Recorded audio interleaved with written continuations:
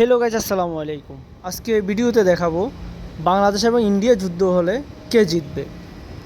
বাংলাদেশ বনাম ভারতের যুদ্ধ লাগলে কে জিতবে? আর আপনি কি জানেন ভারত কেন বাংলাদেশের সেনাবাহিনীকে জমের মতো ভয় পায়? বাংলাদেশের বর্ডার গার্ডদের শক্তি বেশি নাকি ভারতের বর্ডার গার্ডের শক্তি বেশি? ডক্টর ইউনূস নরেন্দ্র মোদীর সাথে যুদ্ধ লাগলে কোন শক্তিতে ডক্টর ইউনূসের বাংলাদেশ ভারত থেকে আগানো আছে? এই সকল বিষয় সম্বন্ধে জানতে হলে আমাদেরকে বাংলাদেশ আর ভারতের অতীতের একটি যুদ্ধের ঘটনা জানতে হবে। প্রিয় দর্শক, চলুন ওই ঘটনাটি জেনে নেওয়া যাক।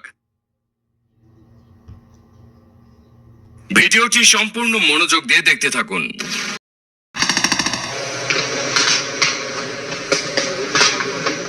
দেশের 1 ইঞ্চি মাটিও আমরা ছাড় দেব না কাউকে। বাংলাদেশ সীমান্তরক্ষী বাহিনীর সাথে ভারতের সীমান্তরক্ষী বাহিনীর সবসময় যুদ্ধ লেগেই থাকে। বিশেষ করে ভারতের বিএসএফ বর্ডার গার্ড বাংলাদেশের বর্ডার গার্ডদের কিছু মনেই করতো না। শেখ হাসিনা সরকার থাকাকালীন ভারতের বিএসএফ বিজেপিকে কোনো সম্মানই দেয়নি। কিন্তু প্রশ্ন হচ্ছে, সম্মুখ যুদ্ধে কে সেরা, বিজেপি নাকি বিএসএফ? আমি যদি বলি বিএসএফ এর থেকে বর্ডার গার্ড বাংলাদেশ অনেক বেশি শক্তিশালী, তাহলে হয়তো আপনি বিশ্বাস করবেন না। প্রমাণ সহ দেখতে পারেন বর্ডার গার্ড বাংলাদেশ কতটা শক্তিশালী। বিএসএফ এবং বিজিবির মধ্যে বেশ কয়েকটি যুদ্ধ হয়েছে। এই যুদ্ধগুলোর ফল দেখলে বোঝা যায় বিএসএফ শক্তিশালী নাকি বিজিবি শক্তিশালী। এই যুদ্ধগুলোর মধ্যে একটি হচ্ছে বড়াইবাড়ি যুদ্ধ। এই যুদ্ধের লোমহর্ষক কাহিনী শুনলে আপনি বুঝতে পারবেন বর্ডার গার্ড বাংলাদেশ কতটা শক্তিশালী এবং বিএসএফ কতটা ভীত। যারা বিজিবিকে ভালোবাসেন তারা ভিডিওতে অবশ্যই লাইক দিবেন আর চ্যানেলটি সাবস্ক্রাইব করে ফেলুন। 2001 সালের 18 এপ্রিল এই যুদ্ধটি সংঘটিত হয়েছিল। এই সময় কুড়িগ্রামের বড়াইবাড়ি সীমান্ত দিয়ে রাতের আধারে বাংলাদেশে ঢুকে পড়েছে ভারতের সীমান্তরক্ষী বাহিনী বিএসএফ। এই দলটির ভয়ানক উদ্দেশ্য ছিল, কয়েকদিন ধরে উত্তেজনা চলছে ভারত বাংলাদেশ সীমান্তে। এই ছোট লোক বাংলাদেশিদের একটি শিক্ষা না দিলেই নয়। নিচু একটি দেশ হয়ে তার আবার চোখ রাঙানো কোন সাহসে? বাংলাদেশের এই চোখটা গেলে দিতে হবে, পুড়িয়ে দিতে হবে বাংলাদেশের ঘরবাড়ি, ফেলতে হবে হাজার হাজার লাশ। রাতের আধারে জায়গাটাকে শ্মশান বানাতে হবে। কিন্তু বিএসএফ সেনাদের জানা ছিল না কি ভয়ানক পরিণতি অপেক্ষা করছে তাদের জন্য। তারা পরিণতি জানলে কখনোই বাংলাদেশের মধ্যে পা বাড়ানোর সাহস করত না। এই ঘটনাটি ঘটেছিল আজ থেকে প্রায় 23 বছর আগে। কুড়িগ্রামের রোমারিতে মুখোমুখি যুদ্ধ হয়েছিল বিএসএফ এবং বিজিবির মধ্যে। বিনা উস্কানিতে ভারতীয় সীমান্তরক্ষী বাহিনীরা বাংলাদেশে ঢুকে আক্রমণ করেছিল আর তার ঠিক সঠিক জবাব দিয়েছিল বিডিআর তথা বিজিবি। 300 জন বিএসএফ কে রুখে দিয়েছিল মাত্র 11 জন সাহসী বিজিবি সৈনিক। আর বিজিবিকে সাহায্য করেছিল স্থানীয় এলাকাবাসীরা। অফিসার সহ মোট 16 জন সেনার লাশ নিয়ে সেদিন ভারতের লেজ গুটিয়ে পালিয়ে গিয়েছিল বিএসএফ। বড়াইবাড়ির যুদ্ধ নামে যে ঘটনাটি ইতিহাসের পাতায় রক্ষিত আছে, সে যুদ্ধের গল্প শুনলে আপনার গায়ের লোম খাড়া হয়ে যাবে আর বিজিবির প্রতি ভালোবাসা বেড়ে যাবে হাজার গুণে। 1971 সালের পর থেকে সিলেট বিভাগের সীমান্তবর্তী এলাকায় নানা ধরনের অবৈধ কর্মকাণ্ডের সাথে বিএসএফ এর সম্পৃক্ততা ছিল এমন অভিযোগ রয়েছে। 2001 সালের এপ্রিল মাসে ভারতীয় বিএসএফ নো ম্যানস ল্যান্ডের উপর দিয়ে অবৈধভাবে রাস্তা তৈরির কাজ শুরু করে। কিন্তু আন্তর্জাতিক আইন এবং ভারত বাংলাদেশ চুক্তির অনুযায়ী সেখানে রাস্তা বানানোর অধিকার ছিল না কারোরই। বাংলাদেশ বারবার নিষেধ করা সত্ত্বেও রাস্তা তৈরি করার কাজ অব্যাহত রাখে ভারতের বিএসএফ। রাস্তাটি তৈরি করার মাধ্যমে বাংলাদেশের পাদোয়াকে ভারত একসাথে সংযুক্ত করে এবং সেখানে অস্থায়ী বিএসএফ ক্যাম্প করে তারা। বিজিবির পক্ষ থেকে বারবার প্রতিবাদ করা হলেও ভারত দখলদারিত্ব বন্ধ করেনি এবং তারা পতাকা বৈঠকের প্রস্তাব ফিরিয়ে দিয়েছিল। তাই 2001 সালের 16 এপ্রিল 400 বিডিআর সদস্যের একটি ফোর্স পাদোয়ার বিএসএফ ক্যাম্প ঘেরাও করে ফেলে এবং বিএসএফ কে লক্ষ্য করে মাত্র 6টা গুলি করতে বিএসএফ সারেন্ডার করে দেয় এবং বিডিআর পুনরায় পাদোয়া নিয়ন্ত্রণ নিয়ে নেয়। এখানে একটি বিষয় হচ্ছে, বিজিবির পূর্বের নাম ছিল বাংলাদেশ ডিফেন্স রাইফেলস। এরপর পূর্বের বিডিআর নাম পরিবর্তন করে বর্ডার গার্ড বাংলাদেশ করা হয়েছে।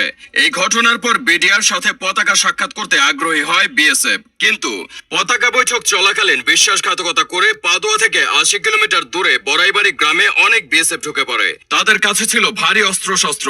এমনিতেও বড়াইবাড়ি গ্রামের মানুইকাছুর এলাকার সীমান্ত ঘেঁষা 226 একর জমি নিয়ে ভারতের সাথে দীর্ঘদিনের বিরোধ ছিল বাংলাদেশের। বেশ কয়েকবার এই জায়গাটিকে ভারত নিজেদের বলে দাবি করেছে। তাই পাদোয়াতে বিডিআর এর কাছে বাধা পেয়ে বিএসএফ চিন্তা করেছিল এই জায়গাটি দখল করার।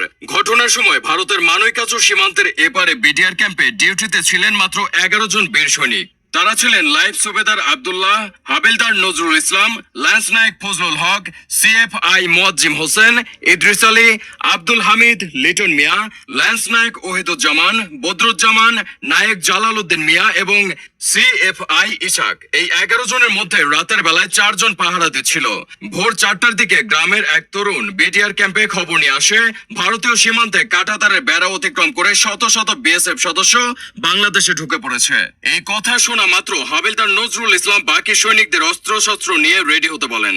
ভোর 5টার দিকে প্রায় 300 বিএসএফ পশ্চিম এবং দক্ষিণ দিক দিয়ে ঘিরে ফেলে বড়াইবাড়ি বিটিআর ক্যাম্প। পূর্ব আকাশে তখনও সূর্য ওঠেনি।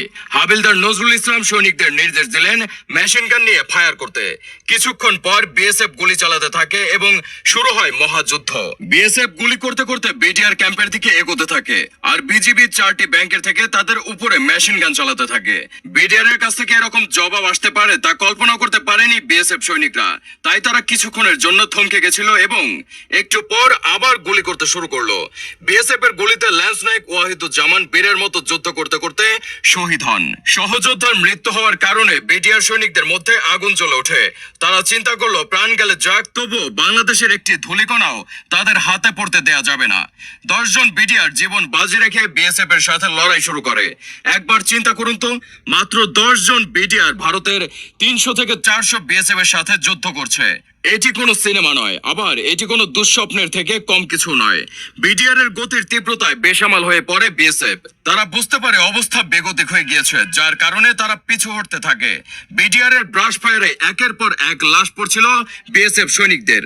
গ্রামবাসীদের কাছ থেকে খবর পেয়ে ইতিমধ্যে পাশের জেহরমারি ক্যাম্প থেকে 6 জন বিটিআর বড়াইবাড়ি গ্রামে চলে আসে এবং সেই 10 জন বিটিআর সাথে যুদ্ধে অংশগ্রহণ করে। নতুন 6 জন লোকবল যুক্ত হওয়ায় বিটিআর এর আক্রমণের তীব্রতা আরো বাড়তে থাকে। অনুপ্রবেশকারী ভারতীয় সৈন্যরা প্রাণ বাঁচাতে ক্রমাগত পিছুতে থাকে। বাংলাদেশকে শিক্ষা দেওয়ার পরিবর্তে নিজেরাই চরম শিক্ষা নিয়ে গেল। বিএসএফ পালানোর সময় কাপুরুষের মতো কয়েকটি মর্টার শেল গ্রামের বাড়িগুলোর উপরে ছুঁড়ে ফেলে দিয়েছিল। গ্রামের বেশ কয়েকটি বাড়িতে তারা আগুন ধরিয়ে দিয়েছিল। এইসব বাড়ি থেকে লোকজন প্রাণ বাঁচাতে আগে থেকে সরে গিয়েছিল। বিএসএফ এর তাণ্ডবে পুড়ে ছাই হয়ে গিয়েছিল বড়াইবাড়ি গ্রামের 69টি বাড়ি। ক্ষতিগ্রস্ত হয়েছিল প্রায় 200 কোটি টাকার সম্পদ। বিটিআর এর ওয়্যারলেস মেসেজ পেয়ে দ্রুত গতিতে ময়মনসিংহ, জামালপুর, নেত্রকোনা, কুড়িগ্রাম এবং রংপুর থেকে অতিরিক্ত বিটিআর বড়াইবাড়ি গিয়ে পৌঁছায়। তারা সবাই মিলে বিএসএফ কে রুখে দিয়েছিল। তবে মূল কাজটি করেছিল বড়াইবাড়ি গ্রামের 11 জন সাহসী বিটিআর সৈনিক।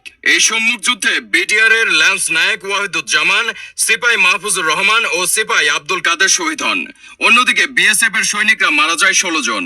এই 16 জন বিএসএফ এর লাশ ফেলে পেছন ফিরে পালিয়েছিল ভারতের 200 থেকে 300 বিএসএফরা।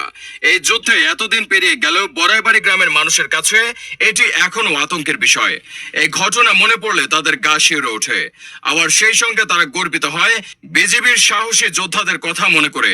বিএসএফ এর কাছে অত্যাধুনিক অস্ত্র থাকতে পারে, সংখ্যায় কয়েক গুণ হতে পারে বিএসএফ, কিন্তু দেশকে রক্ষা করার জন্য বুকের সবটুকু আবেগ নিয়ে ঝাঁপিয়ে পড়ার সাহসিকতা, সেটা বিটিআর এর ওই 11 জন সৈনিকের মধ্যেই ছিল। সেই সাহসিকতার জোরে আজ থেকে 23 বছর আগে 11 জন বিটিআর রুখে দিয়েছিল 300 জন বিএসএফ কে। ভারত যে শুধুমাত্র সিনেমাতেই পারে সেটা আরো একবার প্রমাণিত হয়েছিল। বর্তমানে শেখ হাসিনা সরকার পরিবর্তন হওয়ার পর বিজিবি বা বিটিআর আবারও উঠে দাঁড়িয়েছে। বিএসএফ কে কড়া জবাব দিয়েছে বিজিবি। তো এতক্ষণ আপনারা বুঝতে পেরেছেন বিজিবি কতটা শক্তিশালী এবং তাদের বুকে কতটা সাহস রয়েছে।